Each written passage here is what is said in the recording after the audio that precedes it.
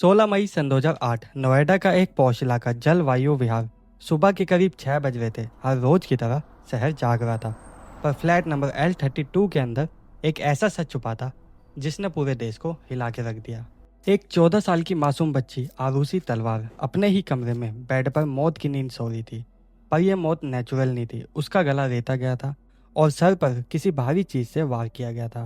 पहले शक गया घर के 45 साल के सर्वेंट हेमराज पर, जो गायब था। पुलिस ने पूरे देश में उसकी फोटो घुमा दी, पर ठीक 24 घंटे बाद जो हुआ उसने पुलिस के होश उड़ा दिए। उसकी सड़ी हुई लाश उसी के घर के छत से मिली।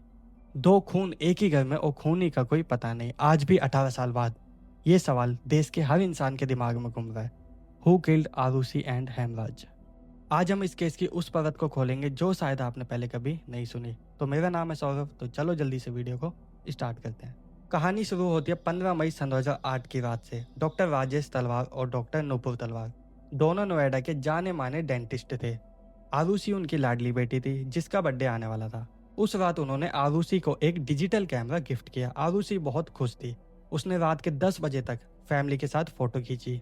रात के करीब 11 बजे सब अपने कमरे में सोने चले जाते हैं। राजेश और नुपुर एक कमरे में, आरूसी अपने कमरे में और उनका नौकर हेमराज ऊपर वाले कमरे में। अब आते हैं रात के 12 से 2 बजे के बीच का वक्त। इस दौरान पूरे घर में मौत का नाच हो रहा था। आरूसी के कमरे का दरवाजा ऑटोमेटिक लॉक था, जिसकी चाबी सिर्फ नुपुर के पास रहती थी। पर उस रात कोई उस कमरे में घुसता है और आरूसी के सर पर गोल्फ क्लब से हमला कर देता है। आरूसी वहीं पे बेहोश हो जाती है और सर्जिकल नाइफ से उसका गला काट देता है। यही सेम चीज हेमराज के साथ भी होती है। मेरा सवाल आपसे बस ये है, बगल वाले कमरे में सो रहे माँ बाप को एक चीख भी नहीं सुनाई देती? उनका कहना यह था कि उस दिन एसी हमारा आवाज कर रहा था, पर क्या यह सच में था?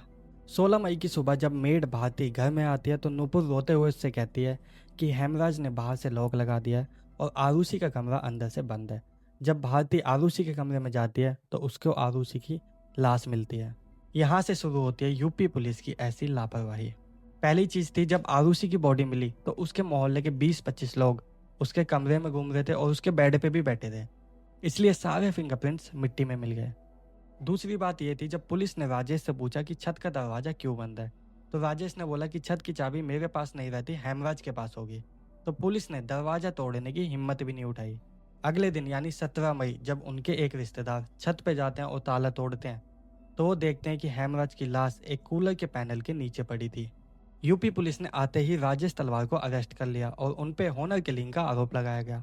उनका कहना था कि राजेश ने आरूसी और हेमराज को ऑफेंसिव पोजीशन में देख लिया था, इसलिए दोनों को उसने मार दिया।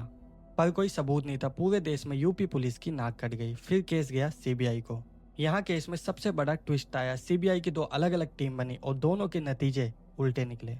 टीम ए ने कहा कि माँ बाप बेगुनाह है। उन्होंने राजेश के क्लिनिक के कंपाउंडर कृष्णा, राजकुमार और विजय को पकड़ा। उनका नार्को एनालिसिस टेस्ट हुआ और उन्होंने कबूल किया कि उस दिन उन्होंने शराब पी रखी थी और आरूसी के कमरे में गए थे। हेमराज ने रोकने की कोशिश करी, इसलिए दोनों को मार दिया। पर कोर्ट ने कहा नार्को टेस्ट का बयान सबूत नहीं माना जा सकता। टीम बी सन 2009 में नई सीबीआई की टीम आई और उन्होंने कहा कि सर्वेंट बेगुनाह है। असली कातिल माँ बाप है, क्योंकि उस दिन बाहर का इंसान कोई आया ही नहीं था और घर की चाबी घर में ही थी, तो कातिल माँ बाप है। सबूत किसी के पास नहीं था। सन 2010 में सीबीआई ने कोर्ट में क्लोजर रिपोर्ट फाइल की, यानी उन्होंने कहा हमें लगता है माँ बाप कातिल हैं, लेकिन हमारे पास पक्के सबूत नहीं है, इसलिए केस को बंद कर दिया जाए। पर स्पेशल सीबीआई कोर्ट ने कहा नहीं, केस चलेगा। नवंबर सन 2013 में गाजियाबाद की सीबीआई कोर्ट ने आरूसी के माँ बाप को दरा जीवन की सजा सुना दी। उन्हें दसाना जेल में भेज दिया। 4 साल उन्होंने जेल में काटे और जेल के अंदर उन्होंने कैदियों के मुफ्त में डेंटल ट्रीटमेंट किए। कहानी खत्म नहीं हुई। अक्टूबर सन 2017 इलाहाबाद हाई कोर्ट ने इस फैसले को पलट दिया। कोर्ट ने कहा कि सीबीआई माँ बाप के खिलाफ सबूत देने से पूरी तरह से नाकाम रही। आपको क्या लगता है उस रात L32 अपार्टमेंट में ऐसा क्या हुआ? अपनी राय कमेंट में जरूर बताना और वीडियो अच्छी लगी तो वीडियो को लाइक कर देना, सब्सक्राइब कर देना, शेयर कर देना। मिलते हैं अगली वीडियो में, तब तक के लिए टाटा बाय बाय।